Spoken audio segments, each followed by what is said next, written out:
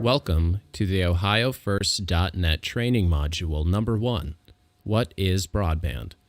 The purpose of this series of modules is to teach you about the Nationwide Public Safety Broadband Network, or the NPSBN, and FirstNet, the United States First Responder Network Authority.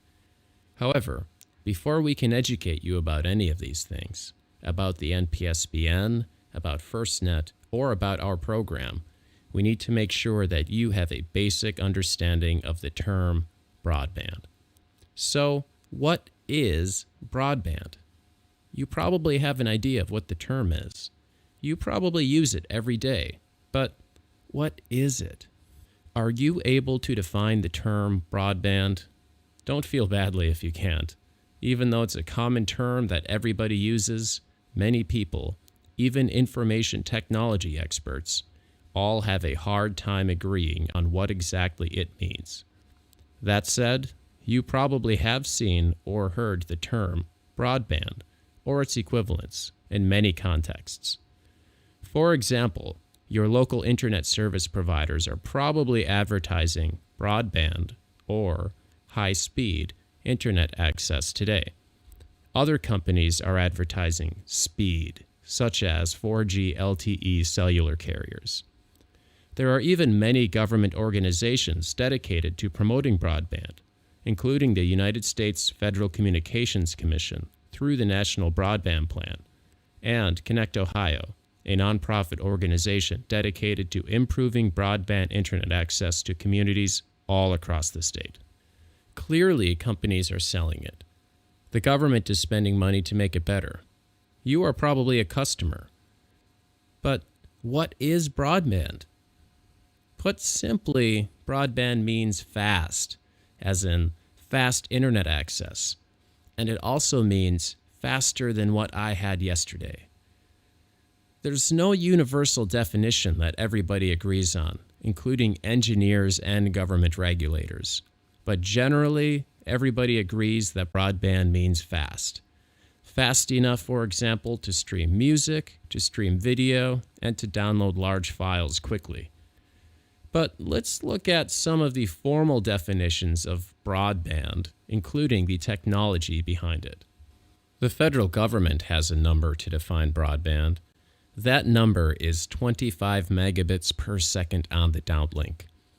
There's another number associated with that. That number is 6 megabits per second on the uplink. Do those numbers mean anything to you? Unless you're a technical person, and even then, they probably don't. But these are the speeds the government says qualify something as broadband. But your broadband internet provider at home and your broadband cellular carrier probably don't provide those speeds today. But we'll have more on that later. So, what is broadband? After all that, it sounds just about as clear as mud to me, and it probably sounds about the same to you. So, let's compare a few different broadband technologies, what they are, and how they compare to help us figure it all out. To compare different technologies, you need to understand how we measure speed. For that, we use the term throughput. You probably use the term bandwidth. Bandwidth and throughput mean pretty much the same thing for most purposes.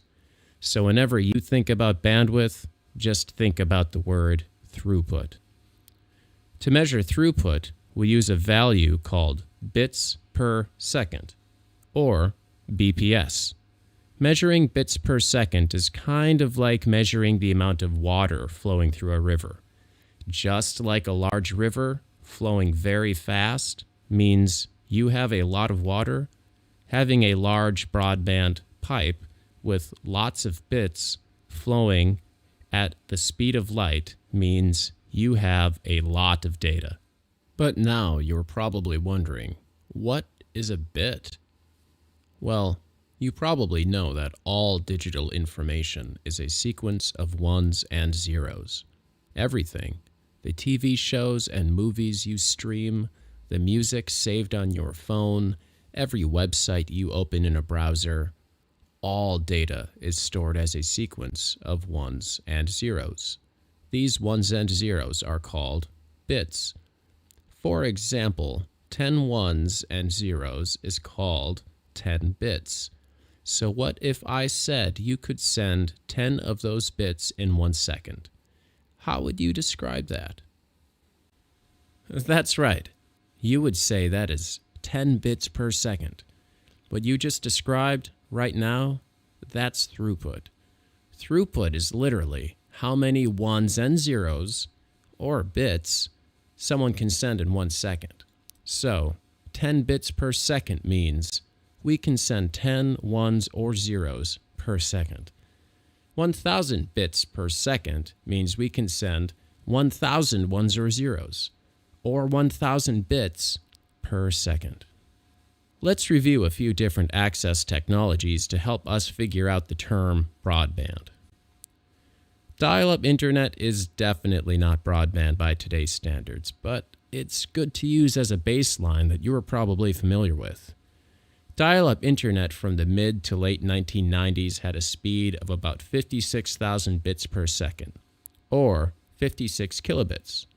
You might remember the term 56K modem. This is where that term comes from.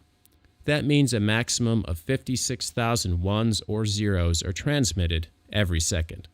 That isn't very fast by today's standards, but at one point it was pretty cutting edge. You wouldn't be able to stream movies over a 56K connection, though. Now, let's look at a couple of technologies that would actually count as broadband.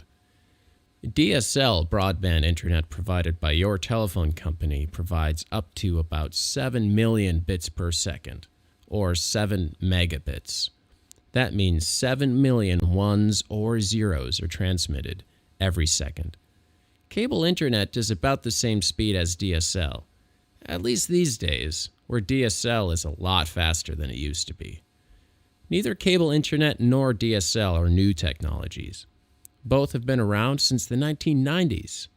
However, both technologies are always improving, and they are both definitely much faster than they used to be.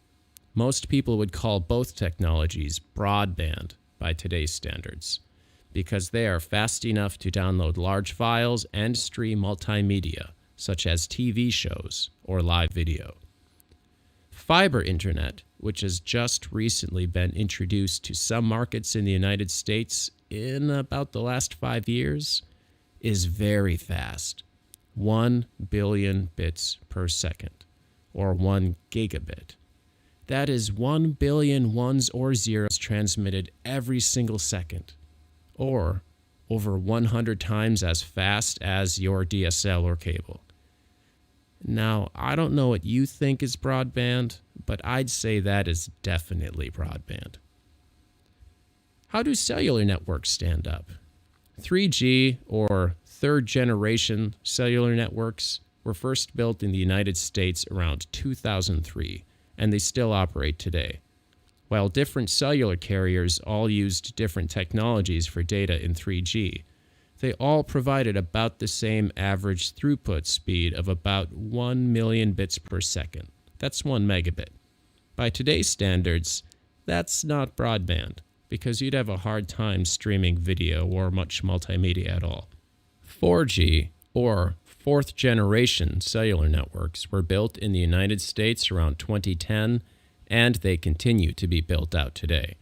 All major cellular carriers in the United States today use a technology called LTE, which stands for Long-Term Evolution. LTE is an open global standard for cellular voice and data networks. LTE provides average throughput speeds of about 5 million bits per second. That's 5 megabits. That doesn't sound very fast compared to your home internet service, and especially not very fast at all compared to fiber.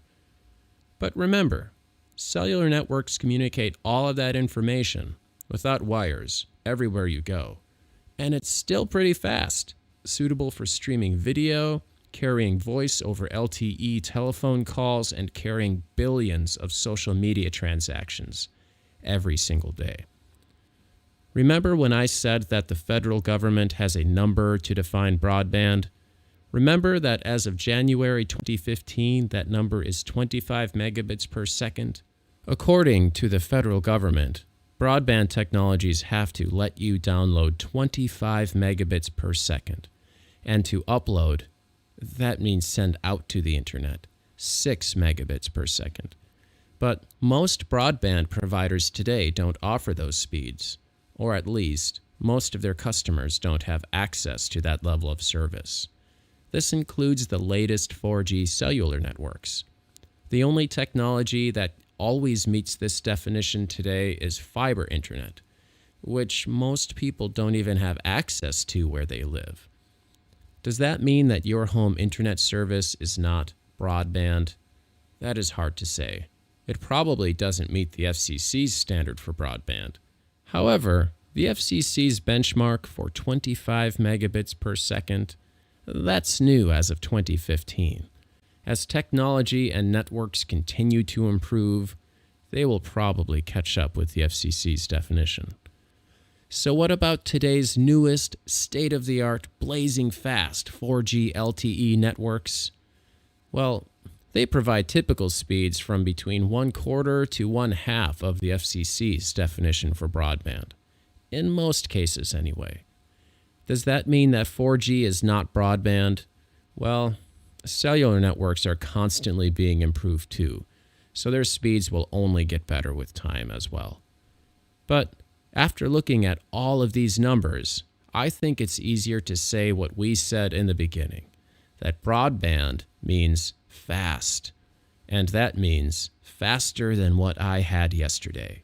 That means that the benchmark is always going to move. You will always demand something better because you will always demand something faster than what you had yesterday. But hopefully, you now have a better understanding of what the term broadband means, the technologies behind it, and how those different technologies compare. In particular, how they compare to each other, and how they compare to the federal government's definition. And remember, what you think is broadband today is probably not going to be broadband tomorrow, because tomorrow you will still define broadband as faster than what I had yesterday.